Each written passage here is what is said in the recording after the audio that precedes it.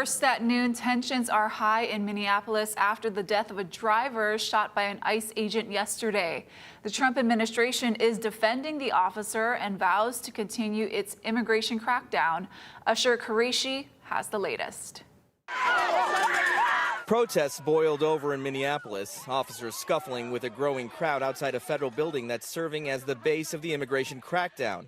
We are not here to attack. We are not here to provoke.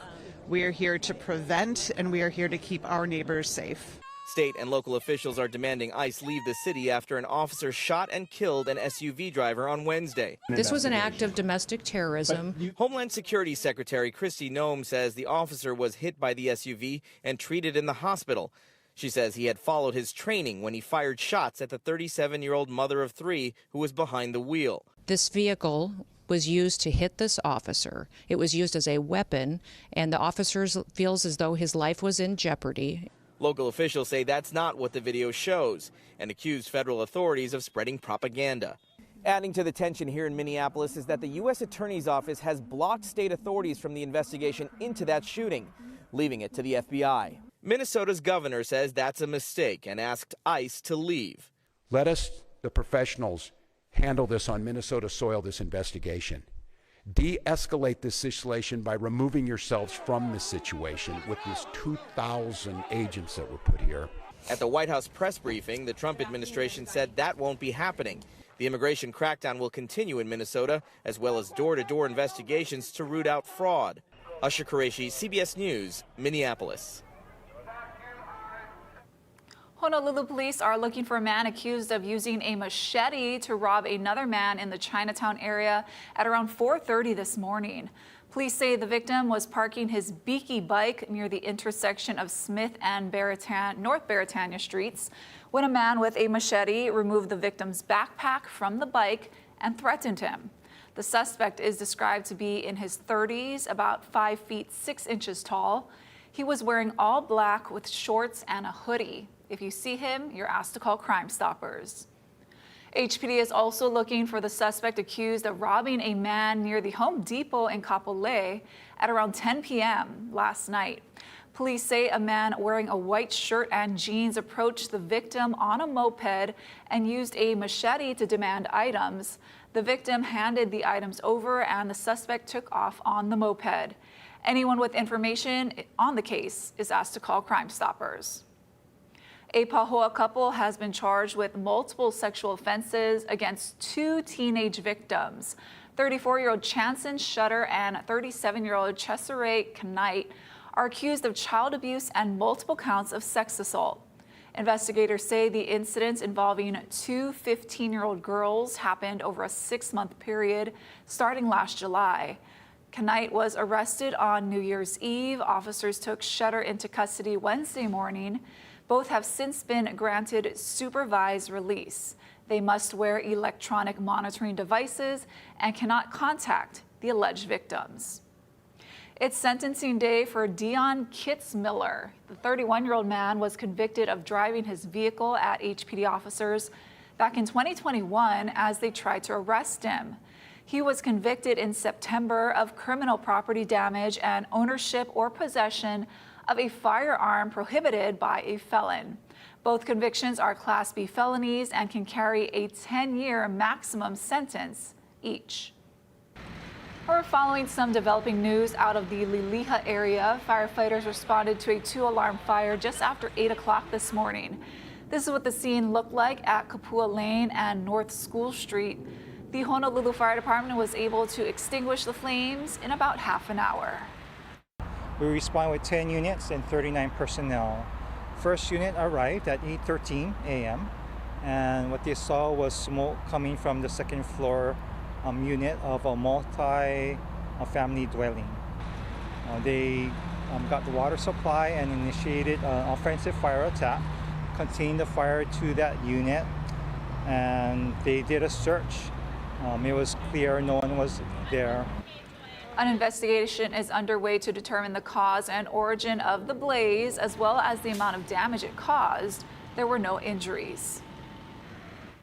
HMSA and Hawaii Pacific Health say they are forming a historic partnership to benefit customers and save money. Daryl Huff has the details.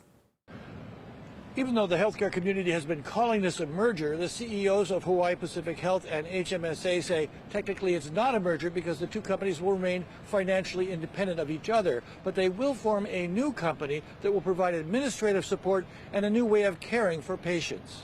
Hawaii Pacific Health, which owns Palimomi, Kapiolani, Straub Benioff, and Wilcox hospitals, serves about a third of the patients in the state, equal to Queens. HMSA is the state's biggest health insurer with more than 270,000 residents covered. The two companies will remain independent of each other with a new company called One Health Hawaii, providing strategy and shared administrative resources, including a data-driven model of care to guide providers. This partnership addresses affordability, access, patient experience, and quality. And those are the things that all of us should want out of our healthcare system, which we don't have today necessarily. So hopefully that's what this will accomplish. And finally, again, these are two local companies, not-for-profit local companies, coming together for the sake of our community, not for the sake of ourselves. The reality of it is we live in a small state with a finite amount of resources and have to manage those very effectively. Doing the same things we've been doing for decades, if not 100 years, is not going to produce a different outcome from where we stand now. The CEO of HMSA told me they will be revamping their expectations and contracts for all providers in the state, not just HPH. What we don't know yet is how providers will feel about the new standards for payment. What the CEOs are saying is with the savings from all this streamlining and fewer case reviews, doctors will have more time with patients and patients won't have to wait for insurance company decisions. They also say the money will give them an opportunity to invest in more care in rural areas and neighbor islands. Reporting from Kewalo Basin, Daryl Huff, Hawaii News Now. Thank you, Daryl. We're getting our first up-close look at the mountain where a landowner wants to build a controversial gondola on Oahu's North Shore. A'ali'i Duklo has the story. We're about 1,250 feet high up Kaukonahua Valley, near where the gondola's highest point would be. There are also panoramic views of Haleiwa. But it's the view from below looking up the mountain that critics are concerned about. It is virtually invisible from any of the housing and communities of Haleiwa or Wailua. We're not the enemy. In his first TV news interview about the controversial project, Kaukonahua Ranch's general manager addressed long-standing worries. The public's complained the gondola and zipline would mar Mount Ka'ala's appearance, which some consider sacred. We respect that completely, but we are 3,000 vertical feet and 2.5 miles away from the summit of Mount Ka'ala. These are private lands. The ranch has worked with archaeologists for years to identify cultural sites along the 2,300-acre property that it plans to restore and preserve. And that's part of the work we will do as being custodians and stewards of this land. Stewardship plans also include dedicating at least 51% of the land to active agriculture, as required by a conditional use permit from the city, and cultivating native plants such as koa. You can see some are doing really well, over 20 feet in height right now. Opponents are also making their mark with these signs along the busy Kaukonahua Road, which they fear could become more dangerous if the project goes through and draws about 1,700 visitors a day. Our traffic study clearly shows that we are well within the reason of safety. Protesters picketed along the winding roadway in June and have voiced concerns across Oahu since the project was first discussed at a North Shore Neighborhood Board meeting in 2018. The ranch says it took the negative feedback and downsized its plans, including lowering the gondola's highest station by 500 feet and having one zip line instead of 4. That zip line is not a primary activity. We'll make the decision, we have the approvals to build it. But cattling is a primary activity at the ranch, and Taylor says that 80-year legacy will remain. Ranchers hope revenue from the attraction will help offset costs. You look at ranches that are succeeding like Kualoa Ranch. They have their movies, they have their zip line. Project leaders launched a website about it last week, and the Department of Planning and Permitting is set to discuss the proposal on Monday. From Kaukonahua Valley, A'ali'i Duklo, Hawaii News Now.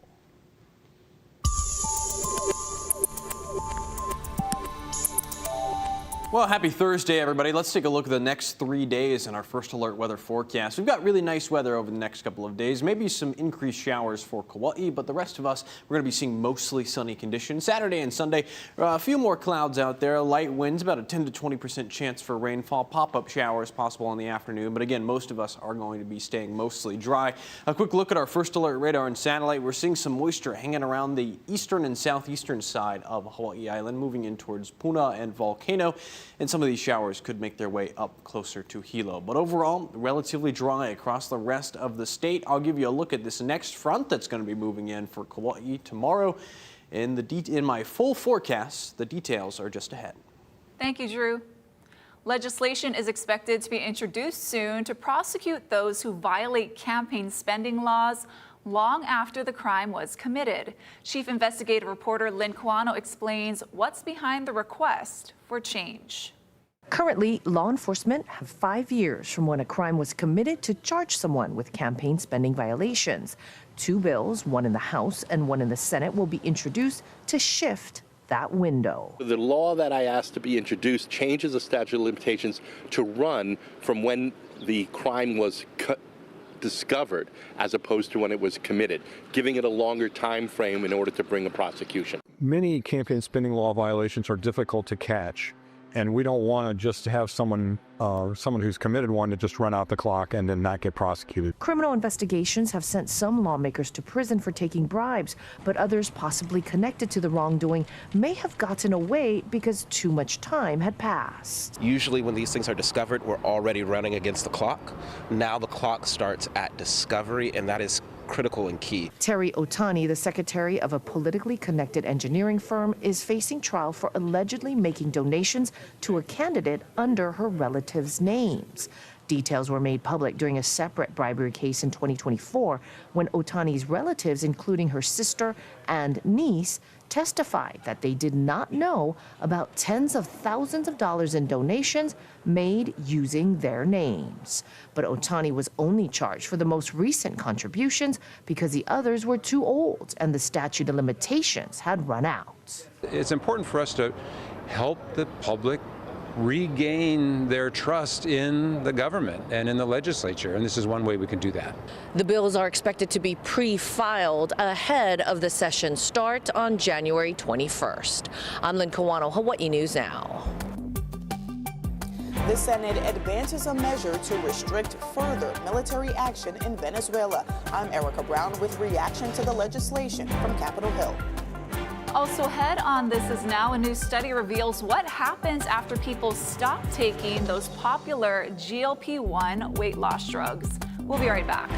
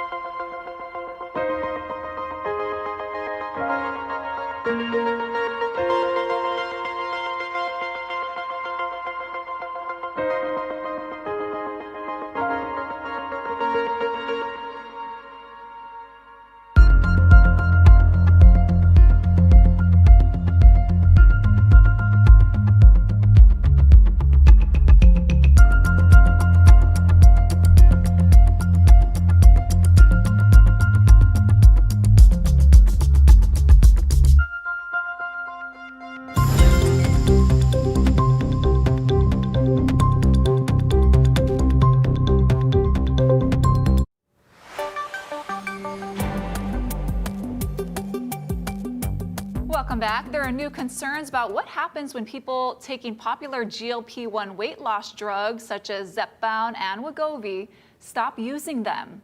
A new study finds those people regain the weight about 4 times faster than is normally seen with traditional weight loss programs involving diet and exercise. Researchers at Oxford also found the weight tended to return to pre-treatment levels less than 2 years later, as did the risk markers for diabetes and heart disease. The study found people regained about a pound per month on average after discontinuing the drugs. President Trump's order to raid Venezuela and capture Nicolas Maduro has some in Congress questioning how far the president can go without congressional approval. Erica Brown has the details from Capitol Hill.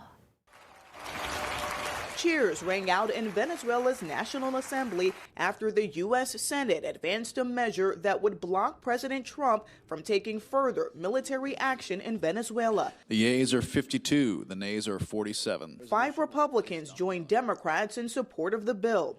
They're backed by 69% of Americans surveyed in a new CBS News poll who say the president should need congressional approval if he takes further military action in Venezuela. To me, this is all about going forward. If the president should determine, you know what, I need to put troops on the ground in Venezuela, I think that would require Congress to weigh in. President Trump slammed the bill and said the Republicans who voted for it should, quote, never be elected to office again. Republican support of the legislation is a rare rebuke of the president's foreign policy, and he's promised to veto the bill if it makes it to his desk. The Trump administration's escalating push to control Greenland has also sparked some GOP pushback. Denmark's U.S. ambassador and a top official representing Greenland met with senators Thursday. There's no willingness on their part to negotiate for the purchase or the change in title to their land. But the Trump administration says Greenland is vital to U.S. national security. What we're asking our European friends to do is to take the security of that landmass more seriously, because if they're not, the United States is going to have to do something about it. What that is, I'll leave that to the president. The White House says President Trump prefers diplomatic efforts to acquire Greenland, but has not ruled out the use of military force. Erica Brown, Hawaii News Now. Here at home, DFS Hawaii has announced that it will be closing its 3 stores this year. The duty-free retailer has been in Hawaii for 63 years. It did not give a reason for leaving the market, but it comes as the number of international travelers to the state has been declining. The biggest international market were the Japanese, and they just didn't come back, and those that did come back are just not spending as much because the value of the yen is just too weak. DFS says it will close its flagship Waikiki store on January 28th. The Honolulu Airport store will shut down in March, and the Kahului Airport location will close in late August. The company wouldn't disclose how many employees will be affected, but it's believed to be in the hundreds. In a statement, DFS thanked its partners and said it would work to support its workers through the transition. And stick around. Coming up after your break, we've got your full First Alert weather forecast. The details just ahead.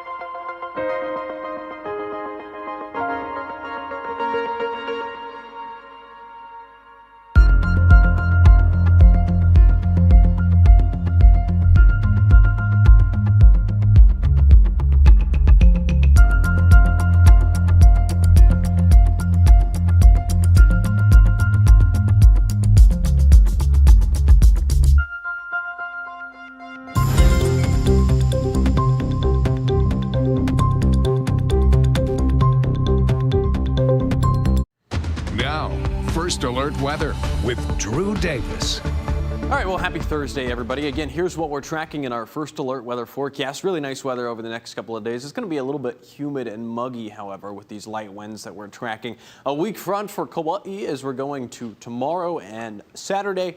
And another much stronger front that's going to be moving in the beginning of next week. So let's break this all down. Here's a quick look at our First Alert Futurecast. We'll take it hour by hour. Some showers still hanging around the eastern and southeastern side of Hawaii Island. And that very weak front could get close to Kauai as we're going into early Friday morning, bringing some more showers out there, and still lingering as we're going into Saturday morning. But you'll notice a majority of the state remaining relatively dry. The next shakeup in the weather pattern is going to come with this next front that's going to be moving in Monday into Tuesday, and you can see it gets all the way down to parts of Hawaii Island out there. So a few showers possible.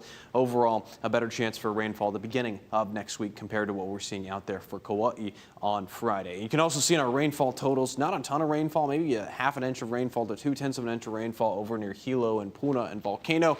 Relatively dry for Oahu and Maui County. That next front, again, is going to be moving in the beginning of next week. Our winds outside right now, overall southeasterly flow, but still pretty variable out there, seeing northerly winds over in Kahului, southwesterlies over in town, and then westerly winds over in Lanai City. And this is going to be the weather pattern going forward throughout the next several days. You can see in our First Alert windcast, northerly winds early Friday morning, still pretty variable out there and pretty light. So it's going to be pretty humid and muggy in the afternoons. Our surf and shoreline forecast, north and west facing shores are on the decline out there. We've got a big swell moving in Saturday, another one coming in on Monday. You can see all of that energy moving in from the northwest. There's that first one. A second one's going to be coming in on Monday, potentially triggering high surf warnings out there. And here's your 7-day forecast. Right now we have Monday highlighted in red as the next shower chance is going to be moving in. The next front. We'll give you one last look at our 7-day forecast coming right up. The Golden Globes are just a few days away. I'm Gwen Baumgartner with the Inside Scoop from host Nikki Glazer. A look at her winner predictions and who she plans to tease in her opening monologue.